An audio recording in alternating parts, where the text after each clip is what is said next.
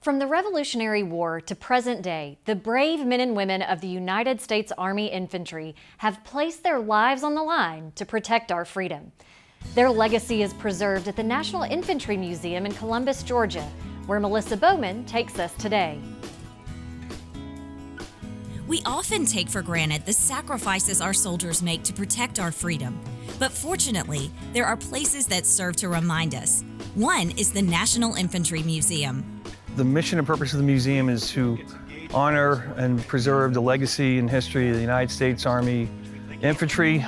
A lot of the key things that have happened in our country's history can be directly attributed to certain events and battles that were fought by United States Army Infantry soldiers and units around the world.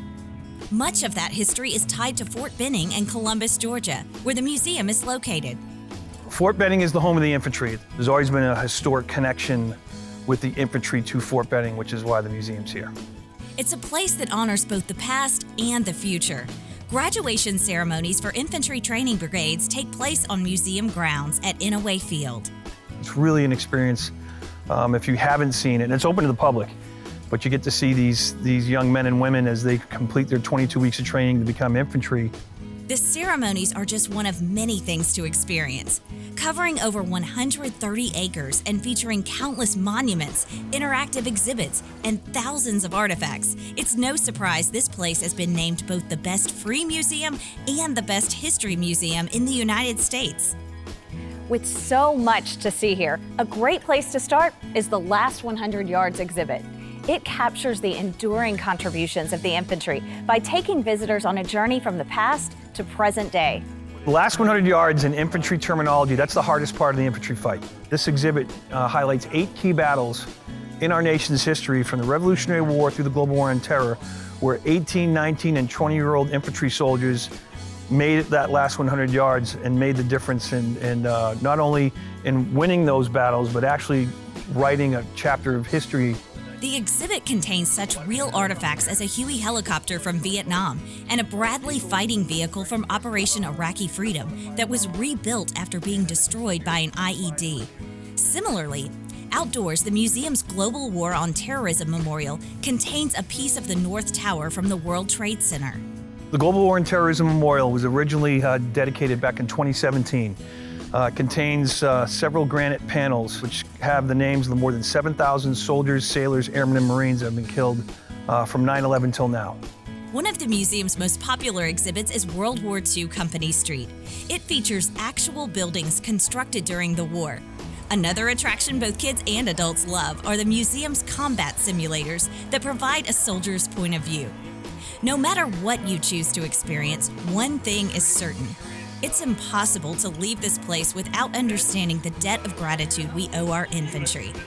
These are Americans. No matter what was put in front of them, they faced hardships and they faced impossible odds and missions.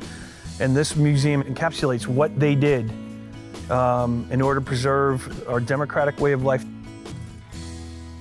An interesting tidbit about that last 100 years exhibit, those are casts of actual soldiers who served at Fort Benning. In 2007, 30 soldiers were selected from among 300 volunteers. They posed for about 4 hours, and then the artists created figures that were exact replicas of the soldiers, even including their facial features. Now, if you'd like to learn more about the National Infantry Museum or plan a visit, click on nationalinfantrymuseum.org. Well, Mary, did you know what you wanted to do for a living when you were 14? I don't think so. Mark Bird did. And when Simply Southern continues, you'll meet the Alabama man who's competing for the title of Southeastern Farmer of the Year. Ain't nothing like grilling with real wood. Oh, absolutely. There's nothing like it. You got your pecan, your maple, your cherry, your mesquite. Ah, what aficionado. Guess what I'm using? Pine. I know that smell anywhere. I know. It's hickory. No, I'm pretty sure it's pine. When a little backyard barbecue extends to your deck, Honey? give us a call. Honey? Alpha Insurance, rated 94% claim satisfaction. Are you covered? Hello, I'm Ashley Kaiser from Greensboro, Alabama. I'm proud to be a catfish farmer, and being selected as Alabama Catfish Farmer of the Year means a lot to me. I pride myself in raising healthy fish for you to enjoy, and they were raised right here in America. So please make sure you and your family are receiving the best U.S. farm-raised catfish. This message is brought to you by the Catfish Institute. For more information, visit uscatfish.com.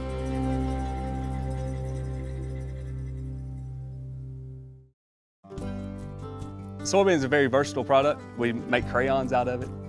A lot of the combines you see rolling through the fields have a lot of plastic side panels that are made from a soy product. The soybeans that we grow on our farm mostly goes into chicken feed. Soybean production in Alabama employs over 10,000 people. We grow some of the best soybeans in the world. We go the extra mile to make sure when our name is stamped on it, we know it's the best product we can produce. Tim, what's it like being a professional fisherman? Oh, it's awesome, man. You get all kind of perks, you know, like that check y'all see, that big check I get every year, you know. Why are you whispering? I ain't gonna tell nobody, I promise, man. Tim, it's between us. I want you to tell everybody you know. You mean like everybody gets a check? Yeah, but I mean, it's based on how much you borrow with us. So it ain't just to me? No, it ain't just you. Come on, man. Everybody that's got a loan with Alabama Farm Credit gets a check. Hey y'all, I'm Kim Earwood with Alabama Ag in the Classroom. In this rural dictionary, let's define some farm fundamentals. While there are different types, a farm is land that's cultivated to produce goods. On a ranch, farmers raise livestock like cattle, sheep, or goats. In an orchard, trees are planted and maintained to produce food, like peaches or apples. On a fish farm, fish are carefully raised and managed in man-made ponds. And an apiary is an operation that raises bees for honey and other products. There's a world of fun farm facts awaiting you at alabamaAITC.org. So move them out, Podna! This rural dictionary is brought to you by Alabama Ag in the Classroom. See you next time!